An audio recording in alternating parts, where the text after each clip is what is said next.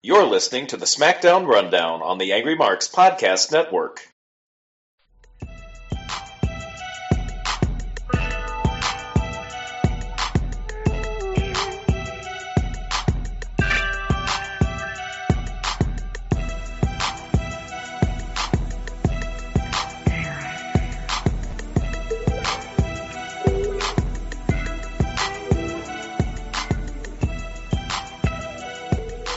Welcome everybody to a special year-end episode of the SmackDown RunDown here on the AngryMarks Podcast Network. Yes, it is I, the one and only Nickolye, and I am joined once again by Jordan Garber.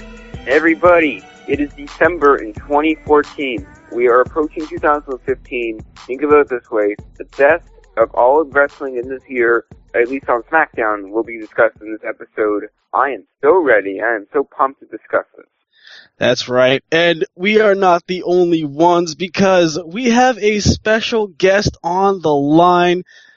Folks, if you have heard this show, you know him, you love him. Please give it up for a nice, wonderful return for the former co-host of the SmackDown RunDown, KingJ. Wow. The king has arrived. Jeff, welcome back. It's good to hear your voice back on this show. How are you doing, man? I'm doing good. I took some time away from AngryMarks. I'm working on my art. It's going really well. And I'm back. It's the year end, the end of 2014. I'm here with my old co-host, with his new co-host, and we're going to see how this goes. Now, for longtime listeners of the SmackDown RunDown, know that this is how we operate on the show. It is the final episode of 2014. So what we like to do is we like to take a look back at the year of and talk about our favorite moments, our favorite matches, anything else that pops up, and also just get we like to give our own look ahead into the new year.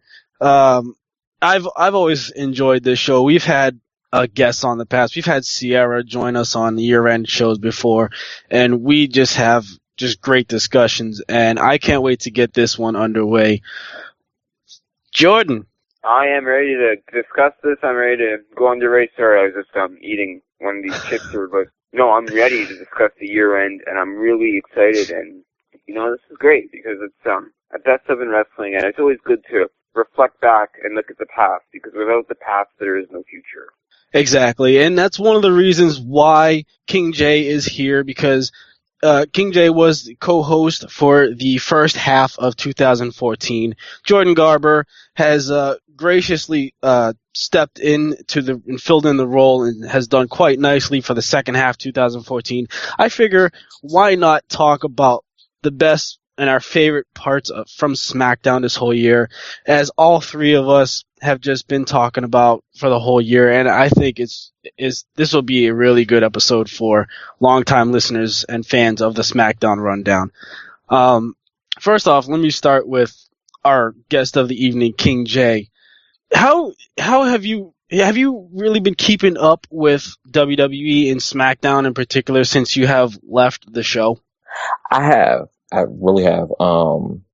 I don't always get to watch SmackDown, but I get to listen to the SmackDown RunDown. I also get to read your recaps when I have time. And SmackDown, it's improved a lot. I actually went back and listened to our year-end review show from last year. And it's kind of ironic that a lot of the same people who we were talking about are still very prominent in SmackDown, and other ones have either been released from the company, left on their own accord, or have just vanished off the face of the planet.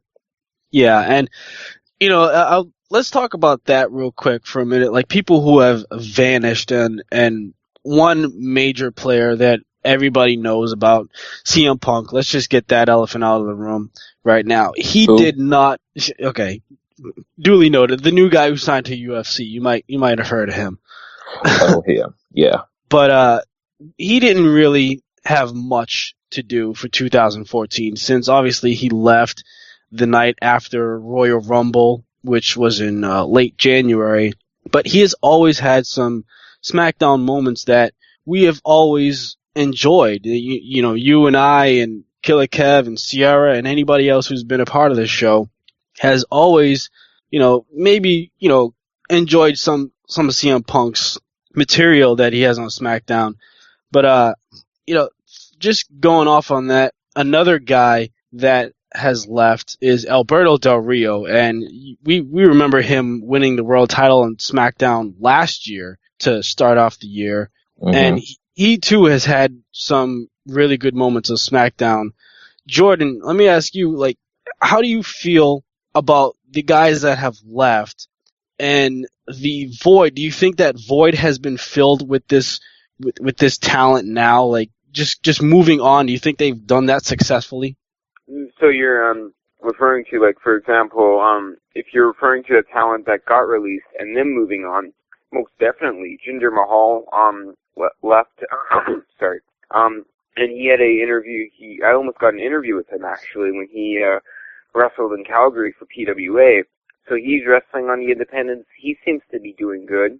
Alberto Del Rio, as you know, he's really successful. I don't know. Maybe he's in Ring of Honor. We know that. Is he in Lucha Underground, or am I wrong about that? I don't know if he's in Lucha Underground yet. But we can No, he's not in Lucha Underground yet.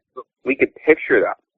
Yeah. For Alberto Del Rio, being off from WWE may be best for him because he gets to do whatever he wants and wrestle wherever he wants. He's wrestling for AAA, wrestling for Ring of Honor, and I'm suspecting that he's still making a decent amount of money. Not the money he made in WWE, but he's still getting by, which is good. It's good to see that everyone's doing good since they left.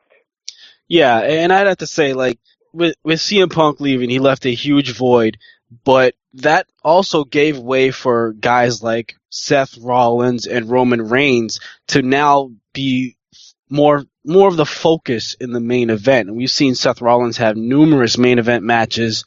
Roman Reigns is being primed and proper for the main event. So I think that, as much of a big impact it was as them leaving, the talent now, I think, is definitely filling in that void pretty well. Like I said, Seth Rollins, Roman Reigns. You also got Dolph Ziggler, who is sort of, in my opinion, a late bloomer of 2014. But nonetheless, he's having a good year. So it's sad to see someone go, but you also look at the prospects. Even Christian has been taken off the roster as well because he's gotten so many injuries. Huh? Is he off the roster now? He basically is, because he's looked at as fragile now. He's always getting injured. He's had concussions, so he hasn't been wrestling anymore. So, and then you got Daniel Bryan, who's taken the spotlight, and then he got injured. So, we've seen a lot of ups and downs with the roster. So, and Monday Night Raw has seen some flops and some praise. Same thing for SmackDown, but, we would always give SmackDown a lot more praise. Oh, yeah. But the ironic thing about that is Daniel Bryan, CM Punk, Alberto Del Rio, even to Brie Bella, those were some of the most prominent names that we talked about on the SmackDown Rundown last year, that we talked about on that year-end review show, and now 2 of them are out of the company. One's injured, and we don't know if he's ever actually going to be able to come back and wrestle. And the other one's become an afterthought to her sister, #Queen Nikki. So it's kind of weird how a whole year turns things around. Yeah, definitely. And we've seen the Shield have so much prominence in this year. Starting off January, they were a little rocky at times. The relationship between Dean Ambrose and Roman Reigns was rocky, and then you had the Royal Rumble where Roman Reigns had the show-stealing performance and the record eliminations.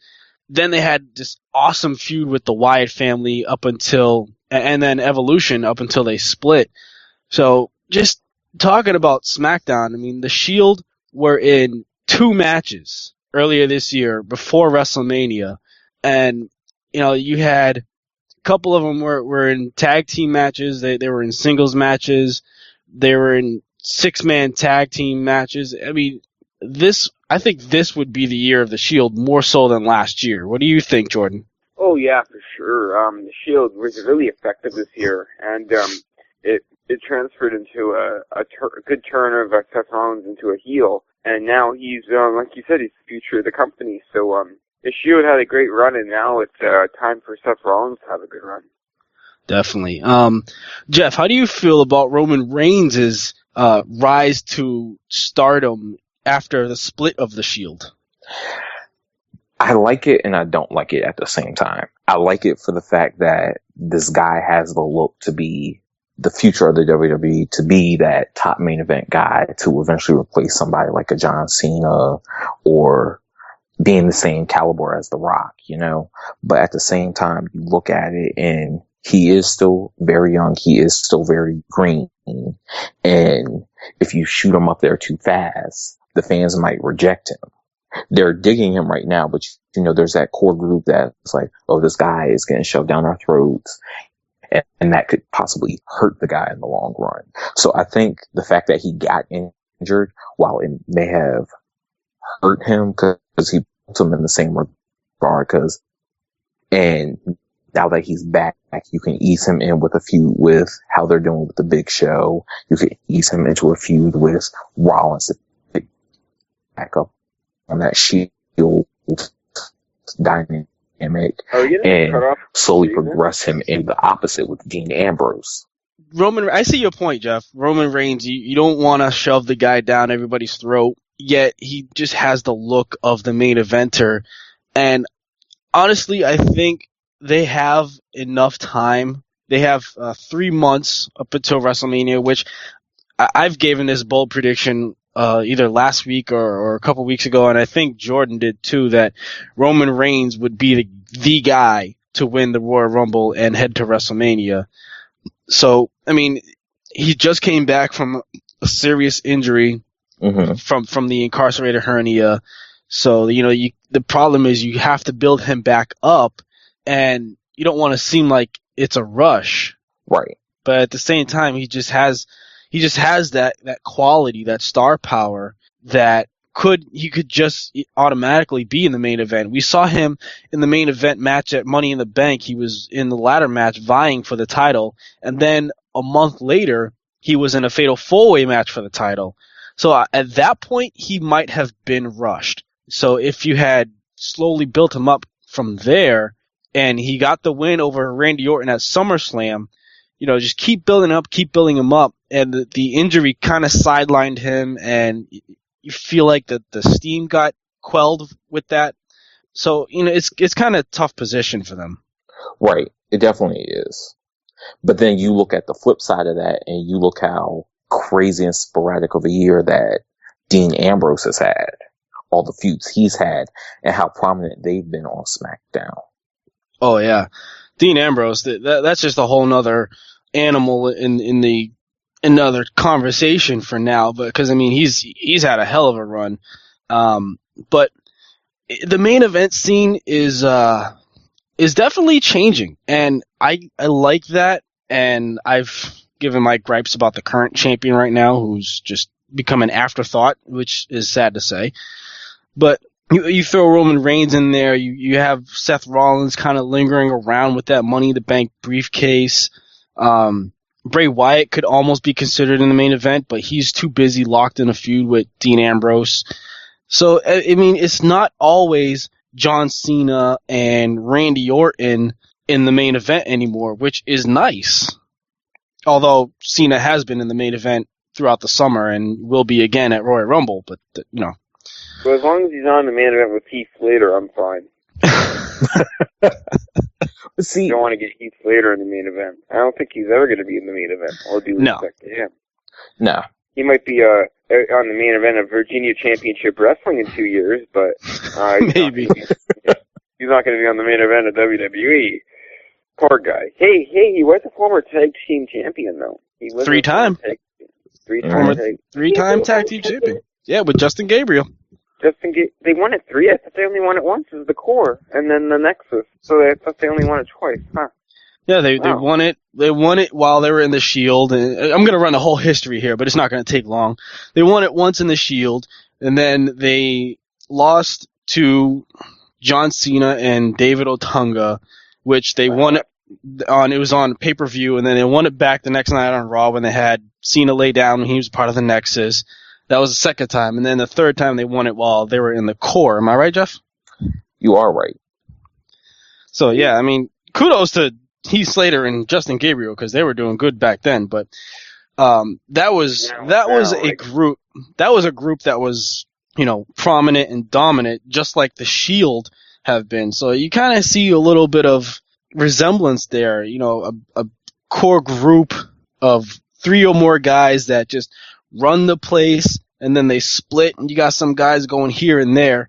But I think, in all honesty, the Shield had a much better run than the Nexus.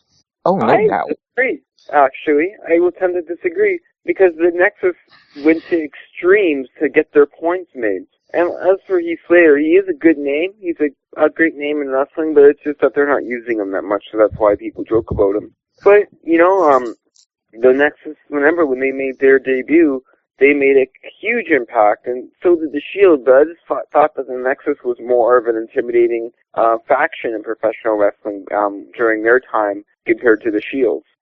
No, you know what? I agree with you there. The Shield the Nexus were a very intimidating group, but they were set to destroy the whole place, while the Shield had a different objective. So that's where they differ, and that's why I say the Shield was a more dominant group, because it was more so in the ring, and they would jump like one specific wrestler at a time and prove a point, whereas the Nexus just took out everybody at ringside. So they were more so about chaos. But honestly, I think the Shield always had much better matches. That is true. The Shield always had a good match. I don't think they've ever had one bad match. Well, you could look at WrestleMania last year, where, or was it this year? No, it was this year. WrestleMania, where they faced Kane and the New Age Outlaws, which lasted only about 4 or 5 minutes. I mean, that wasn't a bad match, but it was still their shortest, and, you know, it was, and that's the thing. It was a good match, but it's probably my least favorite. Yeah, exactly. Good point. Mm-hmm. But I've never had one match where they bored me, pretty much. I've never got bored. That is true. I have to concur with that. Right. So, as moving on, I want to talk more about other matches that went on, like other feuds, and we were talking about the Shield. Let's talk about another faction, another group, and this may be KingJ's favorite more than the Shield, and that's the Wyatt family and their matches with the Usos. How it was on pay-per-views and carried on Raw and SmackDown. Like, I'm looking at, you know, matches here and there, but this was just like a really, really outstanding feud. The Usos were the tag team champions at the time, and they were defending against Luke Harper and Eric Rowan, and I think they really stepped up their game, and I mean all 4 men. They really carried this tag team division for the earlier part of 2014. They definitely did. The Usos, they found their rhythm. They found what engages the crowd the most and said, okay, that's what we're sticking to. But at the same time, they weren't afraid to go out there and be as aggressive as they needed to, depending on who they were feuding with. When they were feuding with the Shield, they had to be ruthless. When they feuded with Gold and Stardust, they had to be a little more psychological in that aspect. To feud with the Wyatt family, you really can't make a game plan, because you have Luke Harper, who's a monster, and you have the unpredictability of Eric Rowan, who, even to this point, we still don't really know what this guy is capable of. And then you had the mastermind that is Bray Wyatt. Like, there's no way to game plan for the Wyatt family. And now that they're split up in their 3 individual entities, it seems like there's more chaos than when they were together. Now, Jordan, I gotta ask you, while the Usos were feuding with Luke Harper and Eric Rowan, at the same time, we saw John Cena feuding with Bray Wyatt. So I ask you, which did you prefer more, the tag team feud or the singles feud with the Wyatt family? I like the singles feud because it just was more entertaining in my opinion. But The tag team feud was also really good, but I more preferred the singles feud. Yeah, I loved their match at the third match they had. I think it was at Payback, where John Cena faced Bray Wyatt in a last man standing match, and then you also had the Wyatt family and the Usos get involved. I mean, it was such chaos, but it held up to a really good last man standing matches, and I've had my gripes about those kind of stipulations, but that match was the best one of the whole feud, and that's involving all 6 men. Now, with Cena feuding with the Wyatt family and the Usos as being in there as well, we saw rare appearances from John Cena on SmackDown, and I say rare, it's because it's so much surprising that Cena is on SmackDown, because we never really saw that much. And I actually went back and I've watched on the WWE Network. As a matter of fact, it was earlier today. I watched John Cena's debut, which was on SmackDown in late June 2002, 12 and a half years ago. John Cena got his start on SmackDown. He had his very first match against Kurt Angle. His second match, Chris Jericho. And the feud that he's had with those guys later in his years were just awesome. And to see him still be able to show up on SmackDown was good to see, because he's always been such a raw, established guy. So to see him on SmackDown was also good. And we also saw Cena take on Luke Harper in one-on-one match, which was really good for their first one-on-one competition against each other. Cena and Harper, I think they had a really good match, where Cena even pulled out a Hurricane Rana out of his arsenal, which he normally doesn't do. And he also faced Eric Rowan on SmackDown. So I think that this was probably one of the best feuds, and to be featured on SmackDown was just as good. No, yeah, for sure. Yeah. So I think this is probably one of the best feuds that Cena has been in, with guys not named Big Show, Edge, Randy Orton, or Triple H. I remember Big Show and Kane. They were a good tag team back in the day.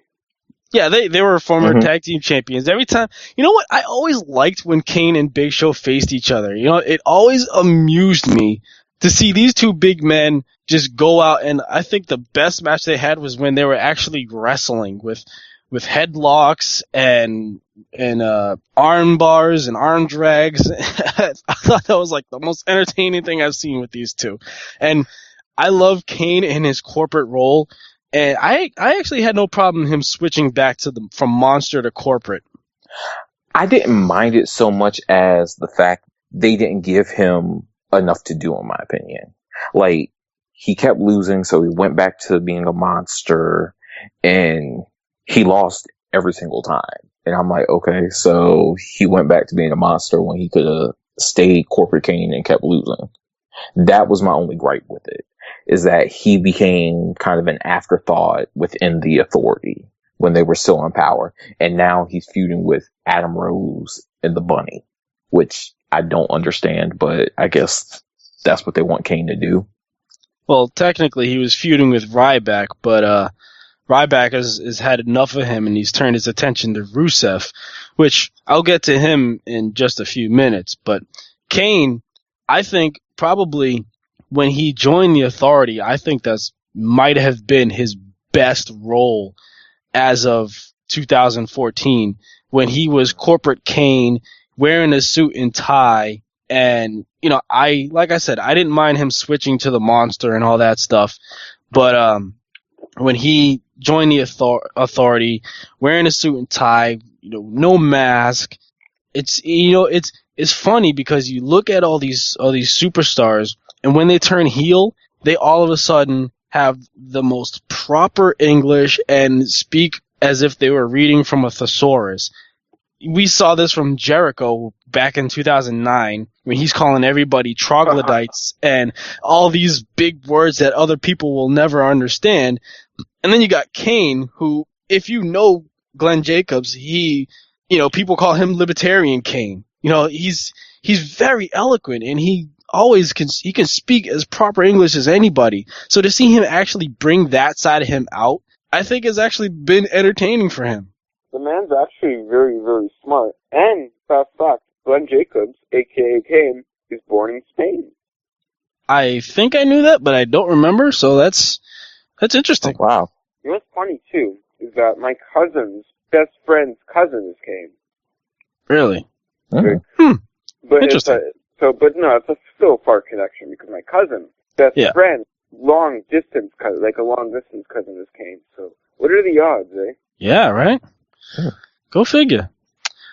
What else? I was gonna bring up something. Oh yeah. What do you guys think? And I'll ask Jordan this first. I have to refer back to 2002 again because it was the Ruthless Aggression era, and we saw a change of superstars, especially when, you know, Stone Cold left and The Rock was in Hollywood. We saw like John Cena debut. We saw Batista debut, and Batista made his return in 2014. Another superstar made his debut was Rey Mysterio, and he was the hottest high flyer. I think probably now one of the biggest high flyers, and I use that term loosely, to have actually some entertainment aspects, El Torito. I think he's more entertaining than Los Matadores. And he's had some really interesting feuds with Heath Slater, and actually, you know, just getting a win over Heath Slater on SmackDown. And I think he's been entertaining.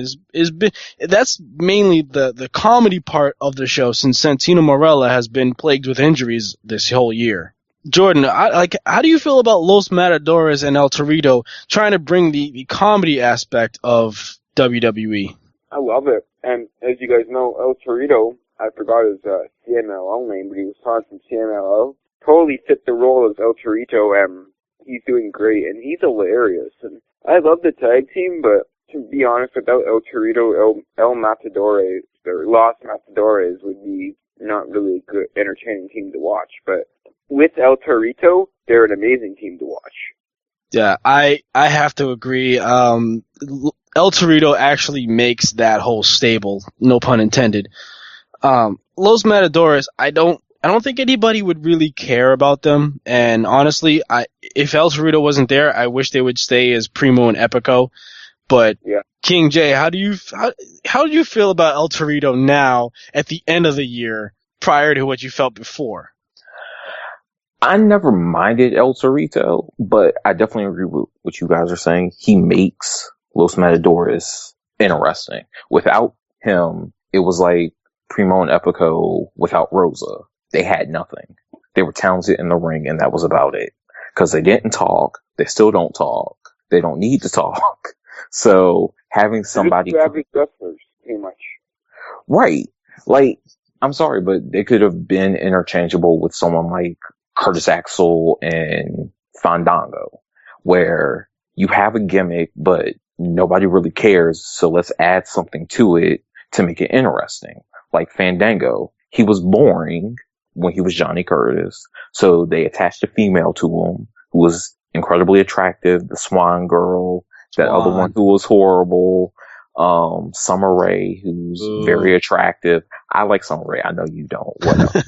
They even tried to make us believe that Layla had interest in him, which we all know was a lie.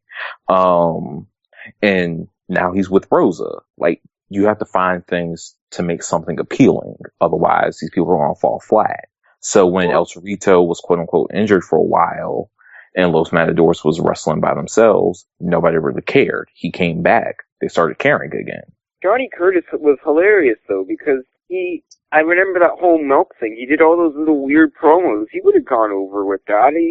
That would have been a perfect comedy gimmick. That's something that if I was a wrestler, or if I was in a promotion and I needed a role to do something, I would totally choose a gimmick like that. I found that to be hilarious. I kind of wish they would have done more with that, as crazy as that sounds. But that was, at least what he did was entertaining. And now, I was never a big fan of the Fandango gimmick, or the Fandango or Fandango gimmick, because there's so much of that you see. There's always all these flamboyant. He reminds me of Adrian Adonis, a skinnier version of Adrian Adonis.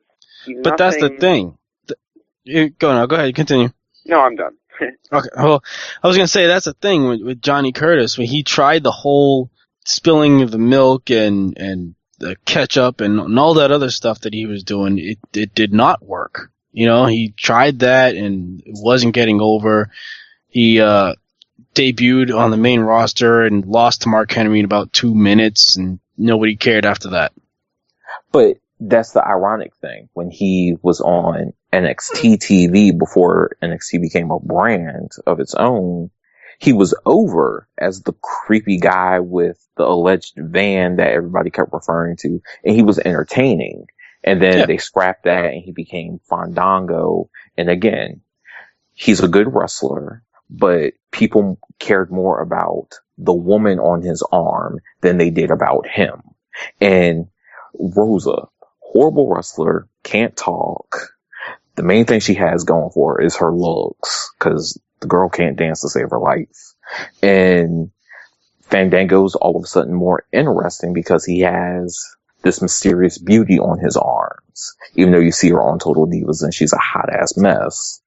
But like, it's a give and a take. Like, if he went back to being Johnny Curtis, maybe it might work, maybe it wouldn't. That's the same thing like Justin Gabriel, Titus O'Neil, Curtis Axel, and Justin Gabriel. They all went back to NXT and all of a sudden found their niche. Maybe he's not cut out for the main roster in his current role. Maybe he has to go back down to NXT, figure something out, and come back with it. You know, you just brought up two different aspects that I want to talk about next, and is a connection to it all. But first, let's talk about the Divas that you were bringing up.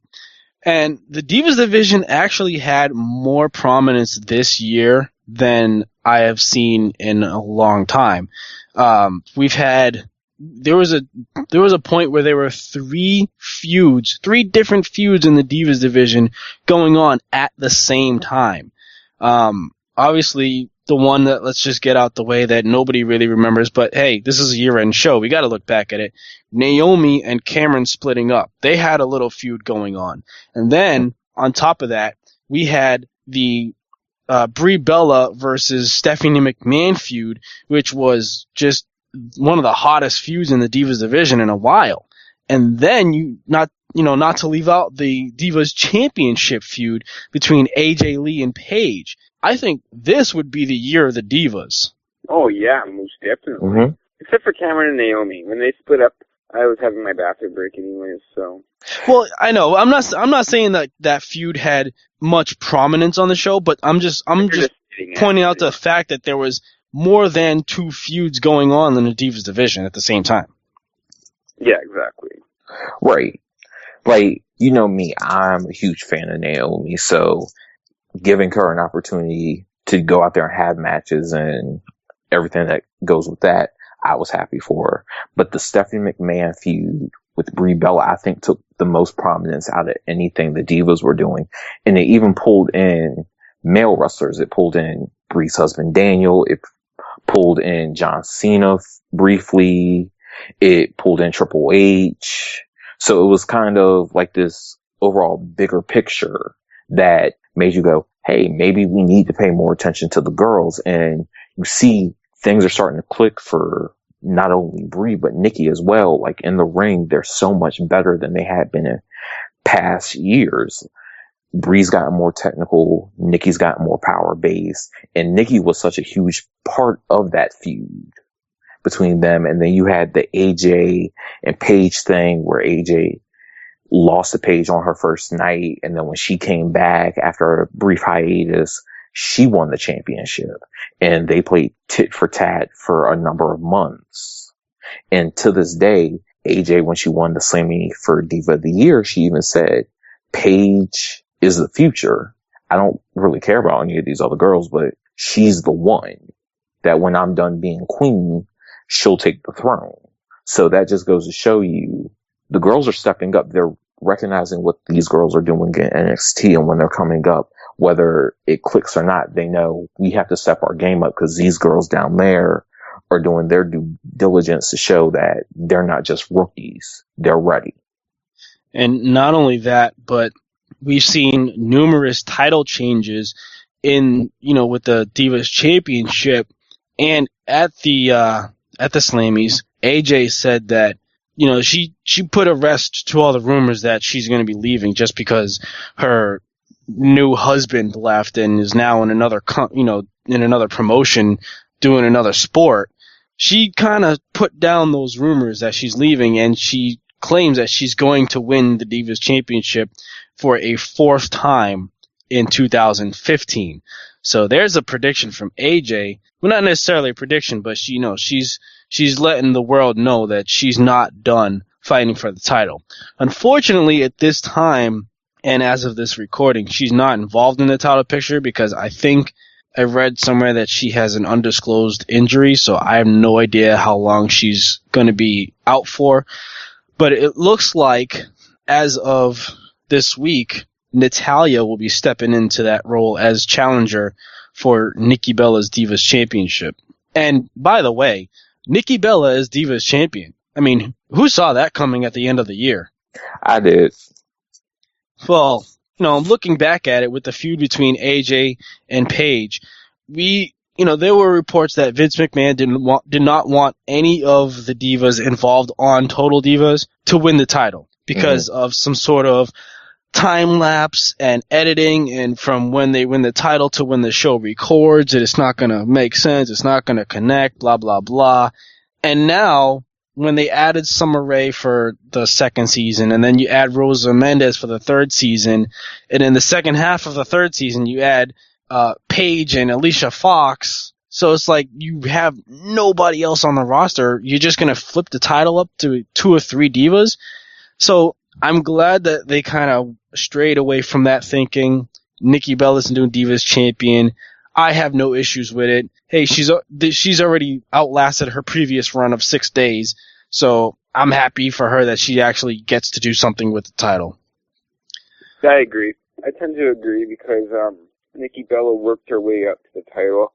She had a lot of people say that it was a boring feud or dramatic feud between her and Brie, but I found it really entertaining, so they did a really good job there. And I just think it's just good to have the title put on her for a while. And not for too long, but for a bit, because she deserves it.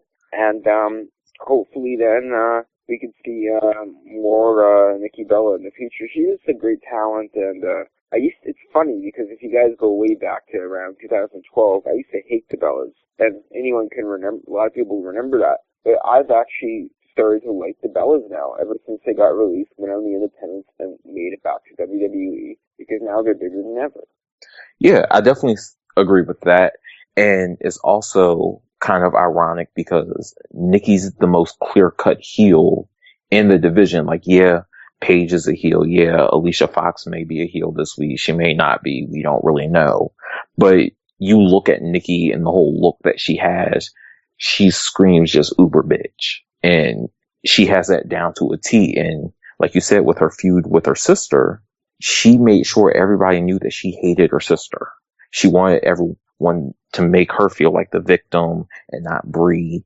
And it just played into it, and how she won the championship, how she kept the championship, all that's playing into it. It makes for such a more compelling heel. Right. And I didn't hate the feud between the Bellas, between themselves. I don't think it sucked. I'll just say that much. I mean, like I said, I didn't hate it, and I don't think it sucked. So, speaking of divas, let's now transition to NXT. And we've seen NXT have a lot of prominence being brought to the light, especially with the WWE Network and the 4 specials that NXT has produced on the network, the live shows, Arrival, Takeover Fatal 4-Way, and Takeover Our Evolution. I firmly believe that the NXT Women's Championship matches were far better than the WWE Divas Championship matches that take place.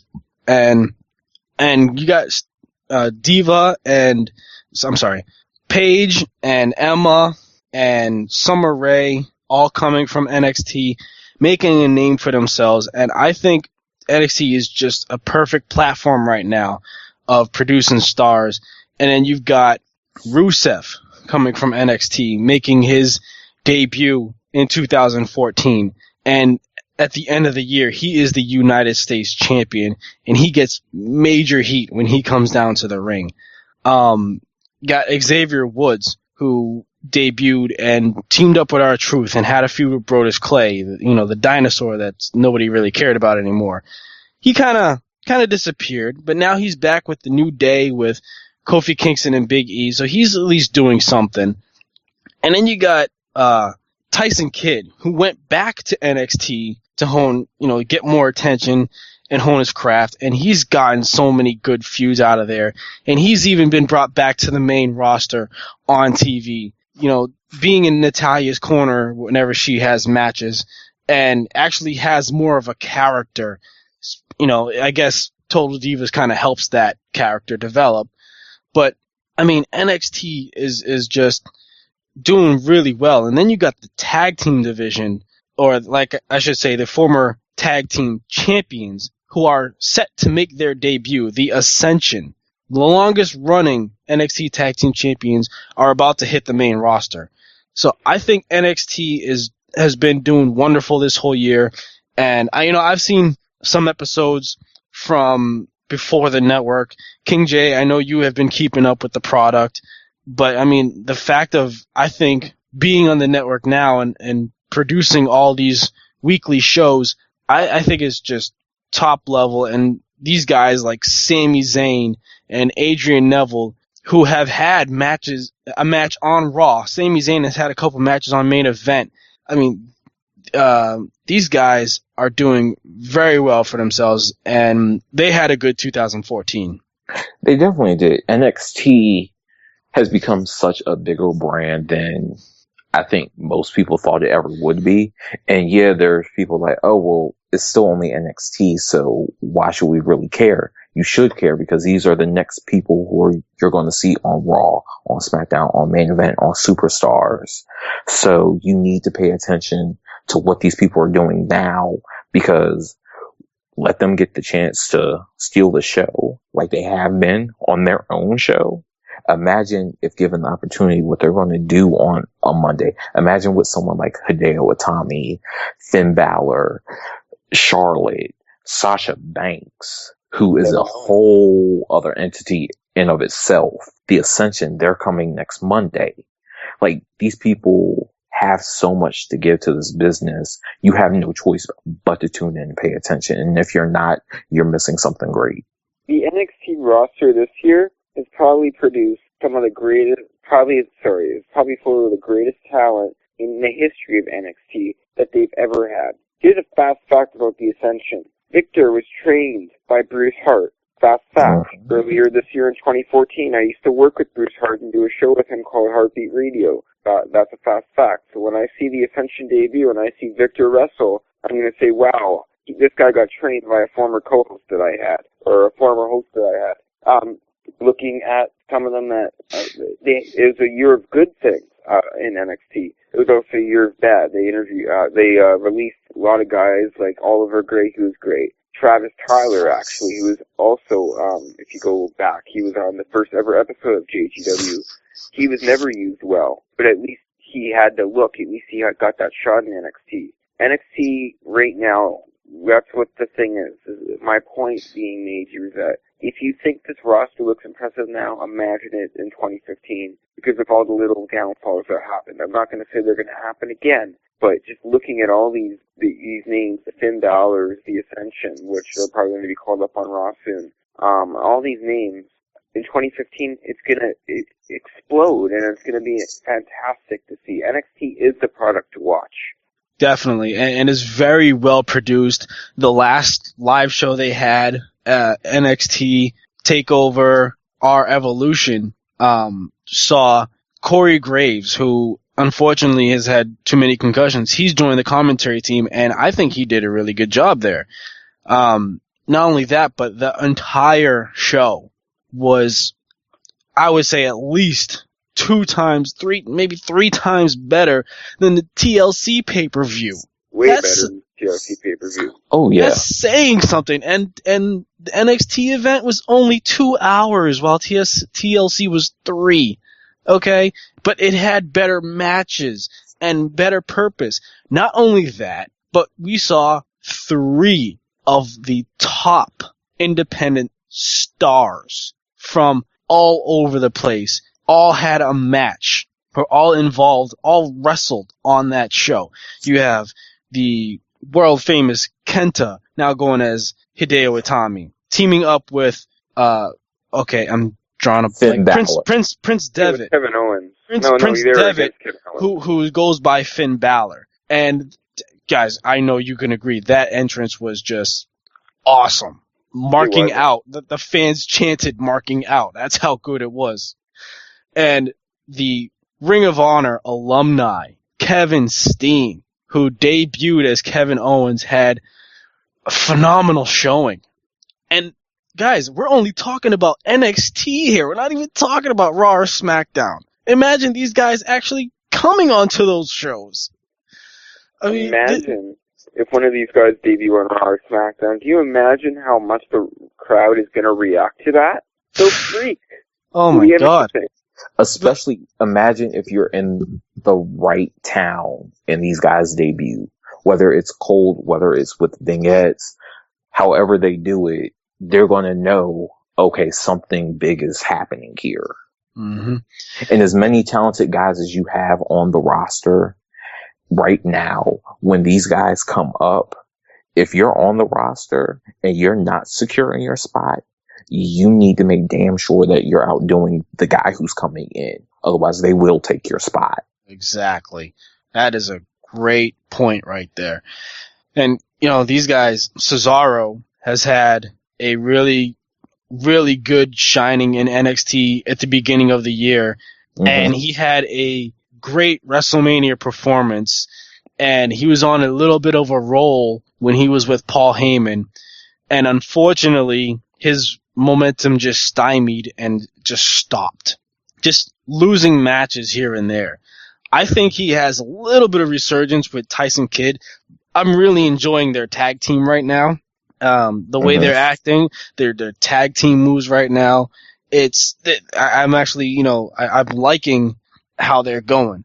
But, guys like Cesaro, and you want him to succeed. You want him to win one of the, the Intercontinental title or the World Heavyweight title. But it's like, unfortunately, his run just kind of just gets halted. And we've seen that with guys like Dolph Ziggler. Dolph Ziggler has had an up and down career. It was up in, WrestleMania, the night after WrestleMania last year, and then it went down. He got a concussion. Up and down, up and down. 2014, he's been up and down. Right now, this guy's stock is up. He was in the main event of Survivor Series, was the last man on his team, and albeit we saw Sting make his WWE debut, Dolph Ziggler was the guy to get the final pinfall. And he was Intercontinental Champion. He lost the title. He won it back in a really, really good ladder match at TLC, the best match of the night, only match worth seeing. And on Monday Night Raw, he had a phenomenal Intercontinental Championship match against Luke Harper. And he's been having really good matches on SmackDown as well. Matter of fact, the last episode of 2014, he teamed up with Roman Reigns in the main event and got the victory. So Ziggler is one of those guys that has such a really good future. To be a main event level star, you just gotta hope that his stock keeps rising and that they keep utilizing him well. So I have a question for both of you. Who do you think is the biggest star of SmackDown this year, 2014? You have a plethora of choices: Dolph Ziggler, Dean Ambrose, Seth Rollins, Bray Wyatt. Now, see, that's a tough one, because lately since these guys have been on Raw and SmackDown, nobody's prominent anymore. So on SmackDown itself, I would have to say, I think Dean Ambrose, he's actually had some memorable moments on SmackDown, but in my opinion, I would have to go with the Usos because they've always had really good matches. They were the tag team champions. They had a tag team cage match against Golden Stardust, and that was a really good match. And unfortunately, they didn't win, but I think the Usos had just a really, really good year, and they were in hot feuds with the Wyatt family, Golden Stardust, and now they're in feuds with The Miz and Mizdow. So the fact that they've been prominent on SmackDown, I think I think I've had more memories of them on SmackDown more than Raw. So I would have to say the Usos. I would say Seth Rollins. Because it's just too hard to make a choice. It's always hard when you say that, when they say best superstar of the year, because there's so many fantastic nominees. I'm not officially going to nominate Seth Rollins, but right. I'm going to have to say, on the top of my head, I would probably say Rusev, really. I would say Rusev, because for WWE, breakout star of the year would have to be Rusev, because he's been dominating. I have to agree with that. Rusev, I wasn't really much of a fan of Rusev at the start, but as of late, he's actually been doing a lot better. He's been having better matches, and he had a really good match with Dean Ambrose this past week.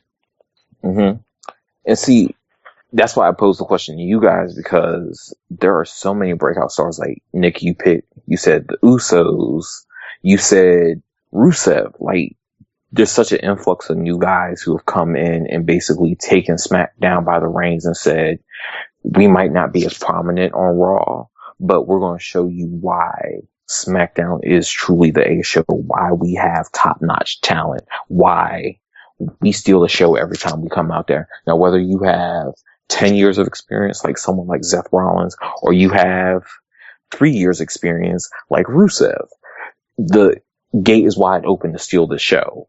Like Dolph says, I'm the show off. I'm going to steal the show every damn time I come out here.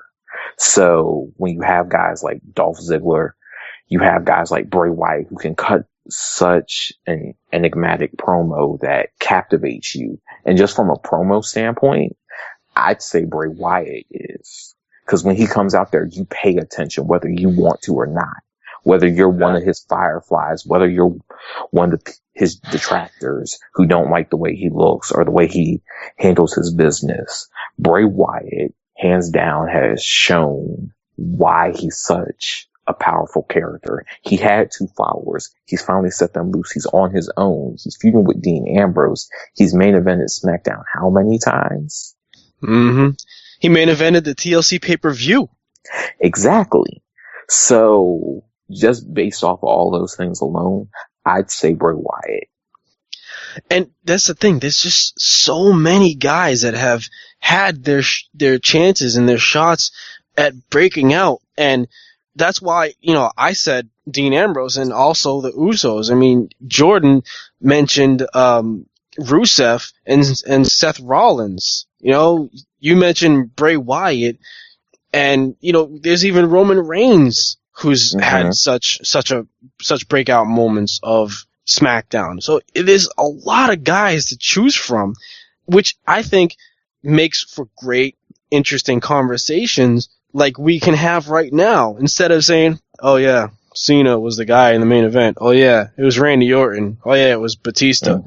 It's not just one guy. There's so many guys getting a shot. And the fact that we can say Rusev's name after he just debuted this year, that's saying something. It definitely is. And you think about it, we have a resurgence of guys who were so prominent in WWE from 2004 to 2008, and Jamie Noble and Joey Mercury. They were prominent SmackDown guys, and now they're back on TV as J&J Security. That's a nostalgia moment for me. Oh yeah. I love J&J Security. They're the new Stooges. They have Pat Patterson and Gerald Briscoe's old roles. They started off with Triple H. I am glad that even though the Authority has been vanquished, I'm glad that J&J Security are still there. Fun fact, we started saying J&J Security on SmackDown before WWE did, so there is proof, and I will always say this every week, that WWE listens to the SmackDown Rundown.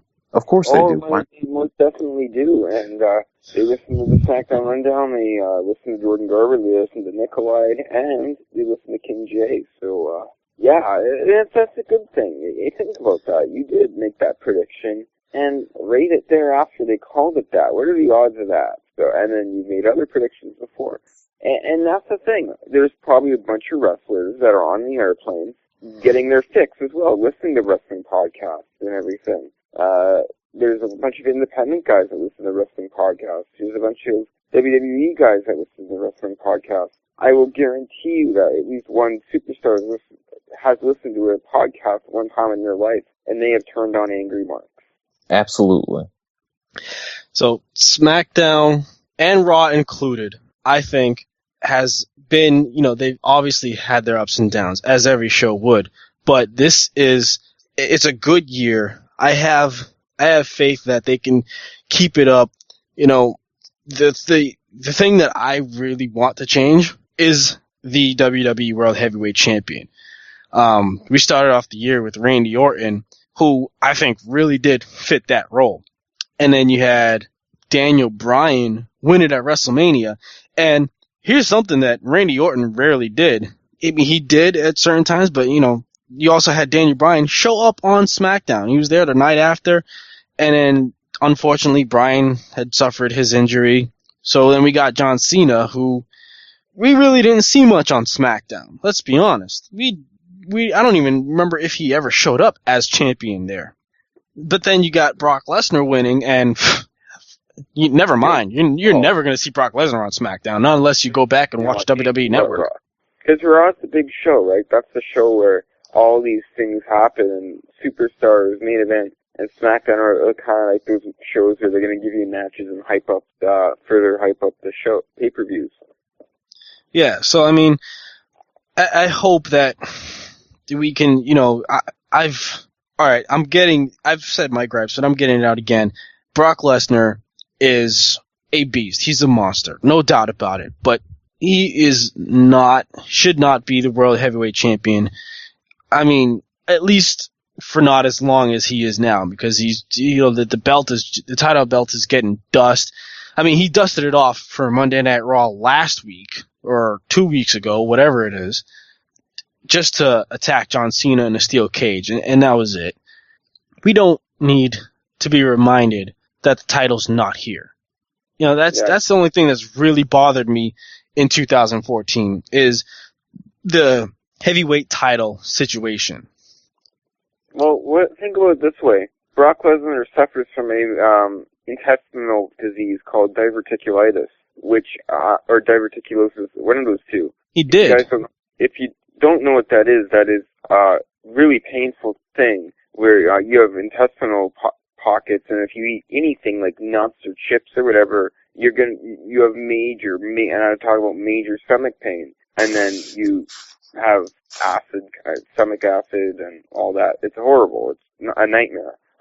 What if that happens to him again? What if he gets sick again from that? I guess it wouldn't really be a big deal because we don't see him on Raw that much, but what if it comes to a point where it's really bad and he's out for 2 months and he can't defend his title on a major pay-per-view? Even if he's not on TV, I wish he defended the title at Survivor Series or something, or at least made an appearance. I'm gonna keep saying that. It was just stupid. Brock Lesnar has had a really good 2014 because he beat up Big Show at the Royal Rumble. He defeated Undertaker at WrestleMania. He won the world title at SummerSlam, defended it at Night of Champions, and gets to leave the year as champion. I mean, that's a pretty easy year for this guy.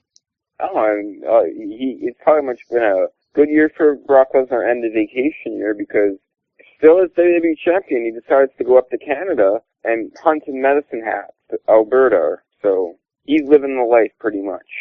Basically.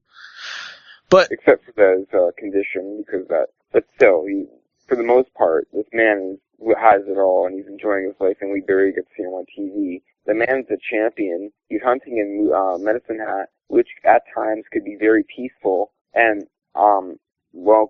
kind of envy that all of his success is him living the life right now, because pretty much I don't think he has it that hard. Well, either way, I hope that Roman Reigns does win the title or whatever, because nobody's expecting Brock Lesnar to still be in WWE after WrestleMania. So let's just hope that even if it's not Roman Reigns, nobody really expects Brock to continue his run. I mean, what else can he do? Who else can he face? He's done it all pretty much. Yeah, and honestly, I really don't think he cares to be there anymore. I just don't see it. I don't feel the passion in his blood to be in WWE. Because he has like the easiest schedule next to Undertaker. Undertaker, oh my God! I love the Undertaker. I respect the Undertaker, but all he did was come out once a year for 2 months and hype up his pay-per-view matches, and it kind of wasn't fair, because if you're on the roster, you should still. Well, no, pretty much I'm wrong, because he's paid his dues. He can do whatever he wants. Yeah, exactly. I give Undertaker that pass because he's such a veteran and a legend in the business. Brock Lesnar only lasted 2 years in his first run, and now in his second run, he's almost done with his second year. So, I don't see a long span with Brock Lesnar. No, and I hope things change in 2015. But before we get to the next year, there's one more thing I want to talk about, and that is the WWE debut of Sting finally showing up at Survivor Series. Now, that was Sting's only appearance. Another legend that has been in WWE that returned, Hulk Hogan. Hulk Hogan has made more SmackDown appearances than John Cena. Hulk Hogan has WWE in his blood. Hulk Hogan has been on TV on Raw and SmackDown combined more than Brock Lesnar has been on TV at all. Hulk Hogan hosted WrestleMania. Hulk Hogan was on SmackDown congratulating and posing with Daniel Bryan on the show. As a matter of fact, let's talk about the final SmackDown of 2014. Hulk Hogan was the guest GM of the show, and he had a long diluted conversation with Seth Rollins, and Hogan booked the tag team match main event for the evening.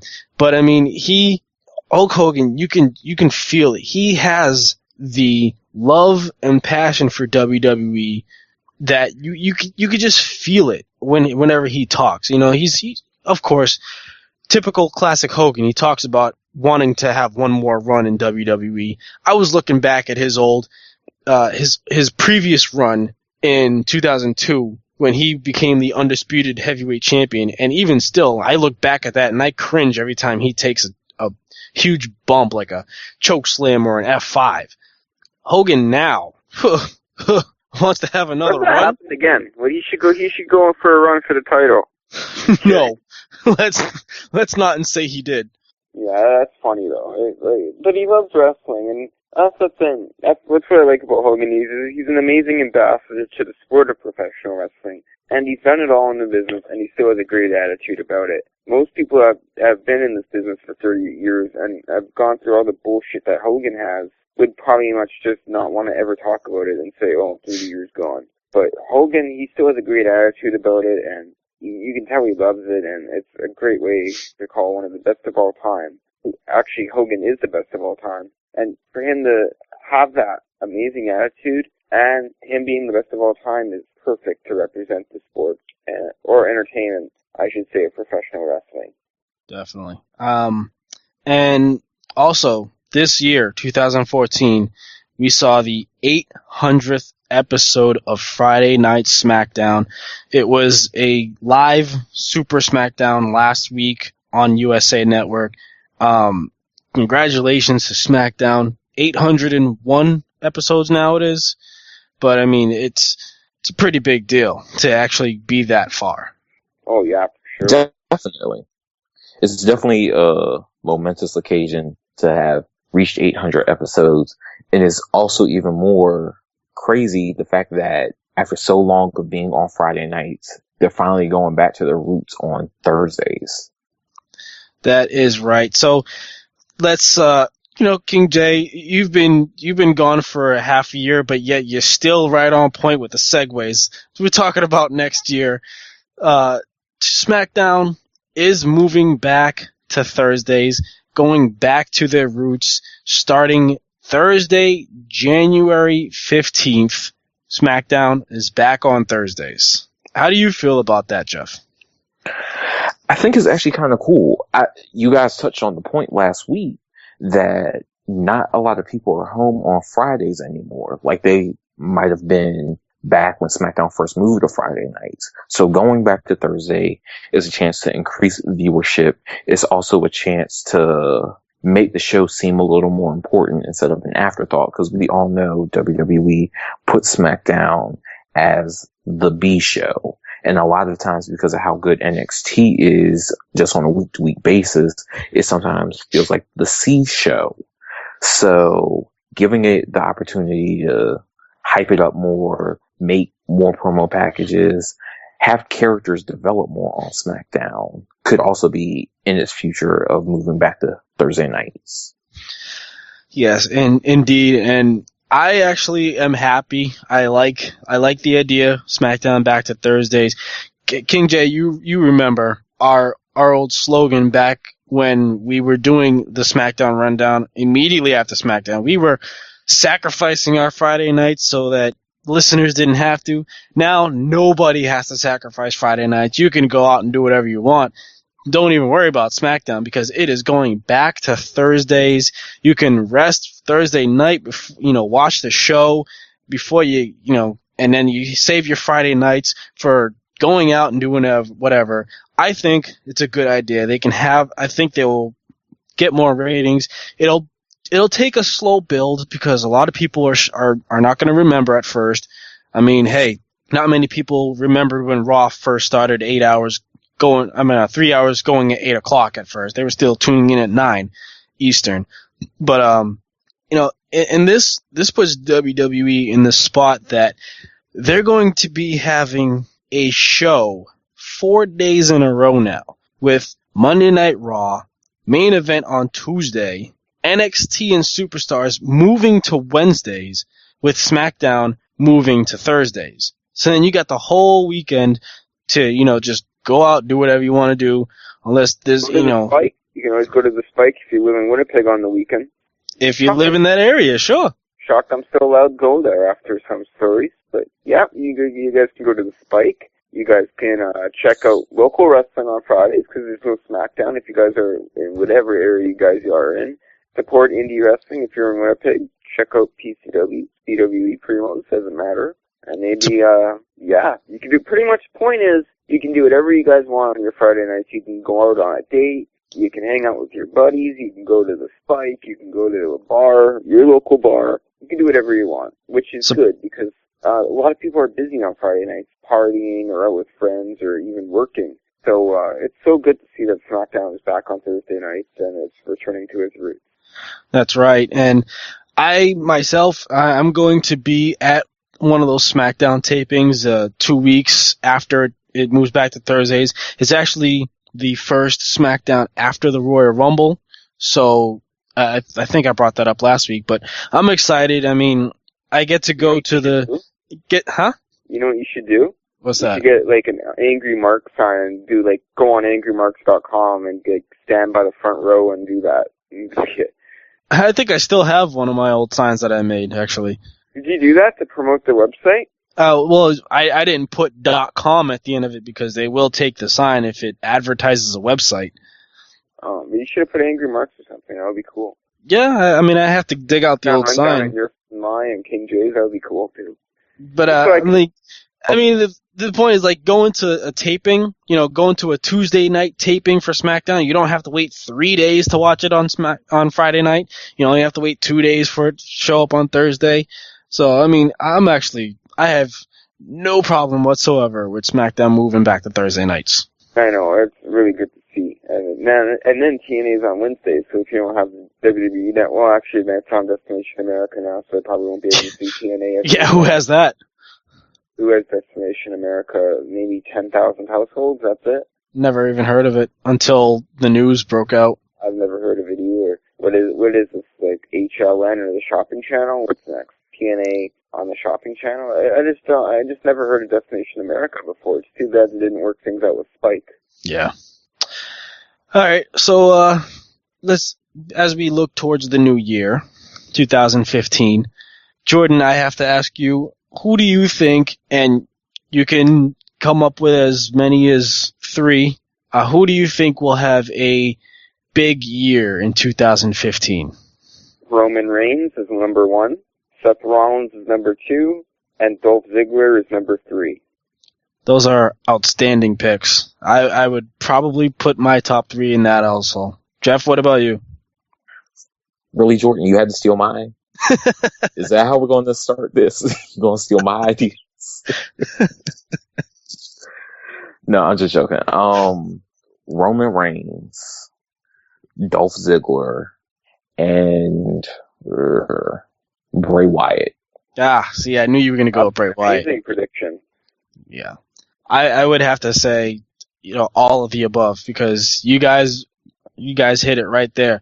I agree with both. I mean, I can't really see any other guys that haven't been in the main event. Mind you, we're talking about guys that aren't already like main event champions. They haven't won none of these guys have won a Intercontinental, United States, or World title. All those guys that KingJ and Jordan Garber had predicted. Roman Reigns, Bray Wyatt, Seth Rollins, Dolph Ziggler. Oh, I'm sorry, Dolph Ziggler is an Intercontinental champion right now, and he's a former United States champion. I can't forget what I said there.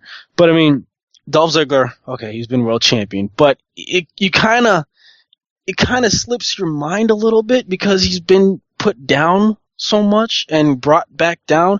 But now that he's getting back up, he could have a really good year, and I hope that he continues the success that he's had in the past month.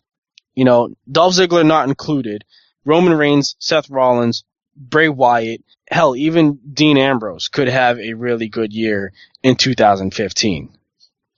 And let's clarify this. We're not saying necessarily that these men who we're talking about are all going to be world heavyweight champion by the end of the year.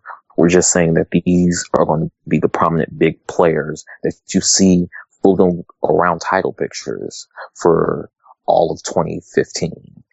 Now that could be the U.S. title picture, that could be the Intercontinental, that could be the WWE World Heavyweight Championship, but these are going to be players that you're not going to be able to get rid of no matter how hard you try. And why would you want to? Because these are some of the most compelling young guys that we've had in the business in such a long time. And I really want to see Dolph Ziggler have a full year of success. I really want to see Cesaro actually have a chance to be in the main event. I really want Bray Wyatt to have more success and continued. This Bray Wyatt and Dean Ambrose got to main event WWE TLC pay-per-view. Mind you, John Cena was on the show. Roman Reigns made an appearance on the show. Seth Rollins was on the show. Big Show was on the show. And none of those guys main evented. It was Bray Wyatt and Dean Ambrose. So, I hope that's a sign of things to come. It was really shocking that they were in the main event, but I think they actually held their own in that match. Along with Luke Harper and Dolph Ziggler, really set the tone of the night. And unfortunately, the rest of the card didn't hold up. But this could be a good year for all these guys to actually step up and have a big year. One final question that I have to ask you both. Who from NXT do you see actually debuting on the main roster, not including the Ascension, because we already know they are? Jeff, I'll start with you. Kevin Owens. Okay. Jeff? I see 3 people debuting. Hideo Itami, Charlotte, and Sasha Banks. Because they're doing way too much with that girl. They're doing too much with her down there for them to not bring her up and see what she could do on the main roster. Could you imagine her and Alicia Fox with both of their attitudes going at it on the main roster? That right there will be a money match for me. I would not mind that at all. As for me, I would have to say Adrian Neville will be a big player on the main roster. Charlotte definitely will be thrust into the Divas division. And maybe Kevin Owens. Now, mind you, I didn't say Sami Zayn. Sami Zayn has shown up on the main roster. He's had 2 matches on main event, but I think he's probably going to have maybe just one more year of NXT. Don't ask me why I predict that, but I think Adrian Neville will be brought up quicker. I could see that. I could also see one of the tag teams besides the Ascension coming up too. Yeah. Now, whether that's the Vaudevillains or the Lucha Dragons, it remains to be seen. Oh, and how good is Kalisto? I mean, my God. I think that guy is a genetic freak. He's an unbelievable. He's the Rey Mysterio of this time. And Alex Riley actually said on the special that Kalisto's doing moves that would make Rey Mysterio jealous. Mm-hmm. So I like where NXT's going right now. So I think we pretty much covered a lot of material. And I think this is probably a good time to start closing it out. Unless anybody else has anything from SmackDown this year that they want to bring up. No, I think we pretty much covered it all. Okay. So let's give our closing statements. Jordan Garber, what is your final thoughts on WWE in 2014 and anything else that you want to plug before we close out the show? Yeah, it was just very entertaining. I thought 2014 for me, actually after this, I'll say my little speech. SmackDown was a great year in 2014. Raw, all those brands were most definitely great to see. A lot of good things happened and a lot of history was made. So 2014 was a great year of wrestling for sure. Personally, for me in 2014, this is probably the year where I've had the most going on personally and obviously involved in the wrestling business with everything going on with all the shows I was on and local wrestling and all these big names I've interviewed. It's truly an honor to continue to do these shows for you guys and do other shows for other people and, of course, shows for the fans. It's been a great year for me in 2014 and I truly, truly appreciate all of your guys' support. You guys can follow me on Twitter at Jordan J. Garber.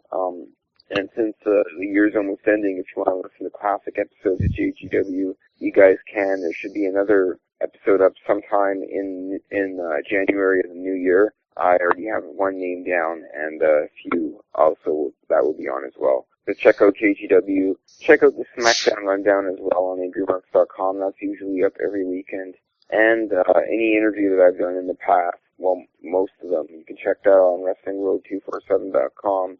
And last but not least, check out Thursday night AMP as well. And actually, I'm on Snapchat too. I'm starting to get into it. So I'm on Snapchat, Jordan's Zone 17. But most importantly, follow me on Twitter at Jordan J. Garber. And thank you to everyone for your support. No doubt, Jordan. It's been a pleasure having you on this second half of 2014 as my co-host for the SmackDown Rundown. You've, definitely done well. And I can't go on without thanking KingJ, my premier co-host. Jeff, it's been an honor. Thank you for joining us this week for our year-end talk. How do you feel, man? How does it feel being back on the SmackDown Rundown? It feels good. It feels really good. I really miss the AngryMarks family, but you guys supported me in the fact that I had to take some time away from AngryMarks to focus on my art career and get my personal life together. So a big shout out to all of you guys. thanks for Jordan for you filling in and not taking my spot, but carving your own niche here with Nick on the SmackDown Rundown and making this show your own. Well, the spot's always available for you, KingJ. I'm a co-host here too, but there's always another co-host spot available whenever you are ready to come back, because it was finally great working the show with you, and it's just good to be part of the SmackDown Rundown. AngryMarks probably has to be one of the sites where I've pushed my name out there the most. Probably the first, one of the most websites where I've done that. So AngryMarks has definitely done good with getting the name Jordan Garber out there for sure, and it's been a lot of fun. And I'm looking forward. 2015 is going to be amazing. I already got some shows I'm going to be on in 2015, including you guys, of course, most importantly. And yeah, 2015 is going to be a great year, not maybe for KingJ's art career, for my wrestling stuff, and for Nick's SmackDown Rundown. In 2015, AngryMarks is the place to tune into.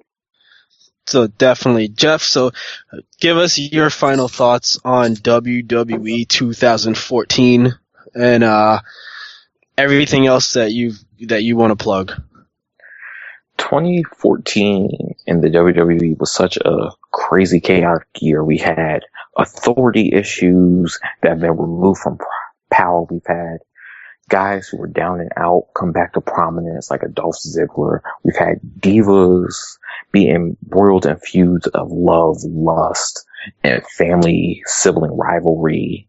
We've had Queen Bees who had 10-year hiatuses from the ring come back and show why they're that damn good.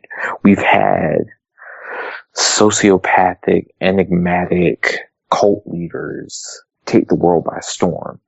The WWE is at such a great influx right now, and despite all the negative things that have gone on in 2014, there's so many great things that are about waiting and leading into 2014. WWE has never been in a better place as far as developmental goes, as far as the current roster goes. Everybody's stepping up their game to show why WWE is the best sports entertainment, professional wrestling, whatever you want to call it, organization in the world. And with that said, if you want to keep up with what's going on with KingJ, you can follow me on Instagram at KingJ_brand or Twitter at KingJbrand. And you get your fix of KingJ, you get to find out what's going on with my art. You get to find out what's going on with me personally, professionally, however you want to know it. Just look up KingJ. Indeed. Jeff, it was a pleasure having you back on. Thank you for joining us this week. It's just like old times, man. You know, you never miss a step. So you're always welcome back if you ever need to plug anything, or if you ever want to join us anytime. I've told you this time and time again before. Your spot is always here waiting for you if ever you need to get something off your chest. So don't ever forget that. As of me, I think WWE did really good this year. We've had a ton of really awesome matches. I even got an email from WWE, one of the surveys that they sent out about greatest matches of 2014, and there was just so many of them. Too many to name, but they even put up a list on their website. So obviously everybody's going to have differing ideas, but I think bottom line, there were a lot of good matches and a lot of really good moments in WWE. And I think that they can and will do better in 2015, especially with the roster they have down at NXT and the talent that is on the main roster now definitely has a chance to step up and make some big names. So that's going to do it. You can always follow me on Twitter at Nickolye, Nickolye, if you ever want to find me. Give me some feedback. Give Jordan some feedback on the SmackDown Rundown. Always, we are here for you to discuss SmackDown. And with next year moving to Thursdays, we'll always still be here, as usual, talking about SmackDown. So, with that being said, I think that's going to do it for this week's episode of the SmackDown Rundown. It was a good episode, in my opinion. It was great having both KingJ and Jordan Garber on with me at the same time. It's like 2014 come together for a year-end discussion with producer Killer Kev holding down the reins of every episode we got. This has been a great year for me, so I'm very proud to be doing this show with everybody here. So with that said, follow AngryMarks on Facebook, on Twitter, AngryMarks.com. Check it out with all the news recaps, podcasts, articles, editorials, and everything else in between for your listening and viewing pleasure. That's going to do it for this week. I hope you enjoyed the show. I hope you've enjoyed it all of 2014, and I hope you enjoy it next year. And that is when we'll see you. This is Nickolye for producer Killer Kev, for my co-host Jordan Garber, for KingJ joining us again this week. We will see you next year.